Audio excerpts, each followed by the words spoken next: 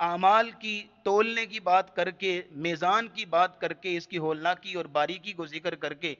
امام بخاری رحمہ اللہ حدیث کوڈ کرتے ہیں، وہی جو شروع میں بات لے آئیے کہ آخری جو ہیڈنگ ہے صحیح بخاری کی، اور اس میں یہ آیت اور اس کے بعد جو آخری حدیث کوڈ کرتے ہیں امام بخاری رحمہ اللہ، جس کو آپ آخری حدیث کے طور پہ جانتے ہیں، مشہور ہے، وہ فرماتے ہیں قال حدثنا احمد بن اشکاب قال حدثني محمد بن فضيل عن عمارة بن القعقاع عن أبي زرعة عن أبي هريرة رضي الله عنه قال قال النبي صلى الله تعالى عليه وسلم كلمتان حبيبتان إلى الرحمن خفيفتان على اللسان ثقيلتان في الميزان سبحان الله وبحمده سبحان الله العظيم۔ یہ آیت کوٹ کرنے کے بعد یہ حدیث کیوں لے کے آئے، میزان کی بات کر کے یہ حدیث کیوں لے کے آئے؟ یہ بتانے کے لیے کہ اللہ اعمال کو تولیں گے، اقوال کو تولیں گے، وزن کریں گے، لیکن کچھ اعمال ایسے ہیں، کچھ گفتگو ایسی ہے، کچھ کلمات ایسے ہیں کہ جب ان کو تولا جائے گا تو ان کا وزن اللہ کے میزان میں بہت زیادہ ہوگا۔ ان میں سے دو کلمات یہاں بتائے گئے ہیں کہ اگر آپ ان دو کلمات کو اپنی زندگی میں ہمیشگی کے ساتھ ورد کرتے ہیں اور ان کو پڑھتے رہتے ہیں اور ان کے ساتھ تعلق بنا لیتے ہیں، تو جب آپ کو قیامت کے دن تولنے کے لیے لایا جائے گا تو ان کلمات کی وجہ سے آپ کا وزن اللہ کے ہاں بہت زیادہ بڑھ جائے گا۔ یہ حدیث اس لیے کوٹ کی گئی، اور ان دو کلمات کی تین خوبیاں بیان کی گئیں۔ نمبر ایک، کلمتانی حبیبتان الی الرحمن، اللہ کو بڑے محبوب اور پیارے ہیں، اللہ کو بڑے محبوب ہیں یہ دو کلمات، اور خفیفتان علی اللسان، زبان پر بڑے ہلکے ہیں، ادائیگی میں کوئی مشکل نہیں ہے،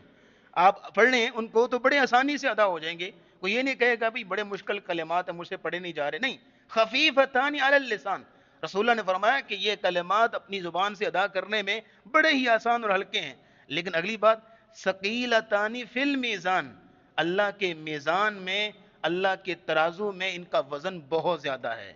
یہ بہت زیادہ ہے۔ اب تین جو ہے وہ خصوصیات جب آپ کے سامنے آ گئیں تو شوق پیدا ہوگا کہ آخر بتایا جائے کون سے کلمات ہیں، تو دو، نمبر ایک سبحان اللہ و بحمدی، اور نمبر دو سبحان اللہ العظیم، اللہ پاک ہے اپنی تمام تعریفوں کے ساتھ، اور اللہ پاک ہے بہت عظمتوں والا ہے۔ یہ دو کلمات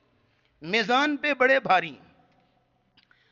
جب ان کو لایا جائے گا قیامت کے، اور ان کے علاوہ اور بھی کئی کلمات ہیں، جیسے مسند احمد کی حدیث کوٹ کرتا ہے، چلو یہاں پہ نبی کریم صلی اللہ تعالی علیہ وسلم نے فرمایا بخن بخین لخمسن، بخن بخین لخمسن، واہ کیا بات ہے پانچ کلمات کی، حدیث کا ترجمہ کر رہا ہوں، بخن بخین لخمسن، واہ کیا بات ہے پانچ کلمات کی، کیوں؟ ما اسقلہن فی المیزان، کہ میزان پہ ان کا بڑا وزن ہے، بڑے وزنی کلمات ہیں اللہ کے ہاں، وہ پانچ گنوائے گئے مسند احمد کی حدیث میں، فرمایا نمبر ایک سبحان اللہ والحمد للہ ولا الہ الا اللہ واللہ اکبر، یہ چار ہو گئے، اور پانچویں نمبر پہ عمل بیان کیا گیا، فرمایا کہ وہ شخص کہ جس کا بیٹا فوت ہو گیا اور وہ اس پر جو ہے وہ اللہ کی رضا میں راضی رہتا ہے، اس اتنے بڑے صدمے پر بھی وہ اللہ کی رضا میں راضی ہے اور اللہ سے ثواب کی امید رکھتا ہے، اس عمل کو بھی جب میزان میں تولا جائے گا اس کا وزن بھی بہت زیادہ بڑھ جائے گا۔ یہ پانچ کلمات اس حدیث میں گنوائے گئے، اور یہ جو صحیح بخاری کی آخری حدیث آپ کے سامنے رکھی، اس میں دو کلمات، اب ان کا معنی سمجھیے گا، جس شخص کو معنی سمجھ میں آئے تو مزہ تو تب ہے نا جب پڑھتے ہوئے معنی بھی ذہن میں ہو۔ علامہ کرمانی رحمہ اللہ لکھتے ہیں کہ سبحان اللہ و بحمدی، کیا مطلب ہے؟ اللہ پاک ہے ہر قسم کے عیب سے، ہر قسم کے نقص سے، ہر قسم کی کمزوری سے، اللہ رب العزت کی ہستی ہر قسم کے عیب سے پاک ہے، سبحان اللہ، اس کا یہ معنی ہے کوئی عیب نہیں ہے اس کا، کوئی کمزوری نہیں اس کی، کسی قسم کی حاجت نہیں ہے اس کو، سبحان اللہ۔ اور اگلی بات وَبِحَمْدِهِ، وہ ہر قسم کی تعریف، ہر قسم کی خوبی اور ہر قسم کے کمال کا مستحق ہے اور ہر قسم کی خوبی سے متصف ہے۔ اب دیکھیے گا دونوں کو کمبائن کیوں کیا گیا؟ سبحان اللہ ہر قسم کے نقص سے پاک، وَبِحَمْدِهِ ہر قسم کی خوبی رکھنے والا،